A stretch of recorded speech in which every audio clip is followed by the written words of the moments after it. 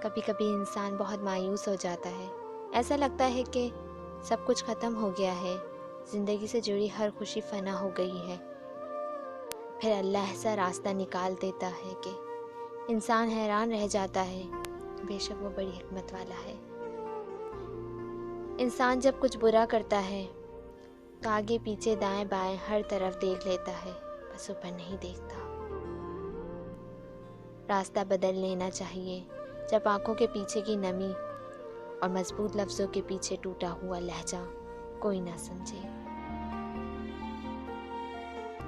खुदा ना तुम्हारी सूरत को देखेगा ना माल को, बिल्कुल वो तुम्हारे दिल और किरदार को देखेगा। ज़िंदगी तस्वीर भी है और तकदीर भी, फ़र्क बस रंगों का होता है। मनचाहे रंगों से बने तो तस्वीर और अनजाने रंगों से बने तो तकदीर।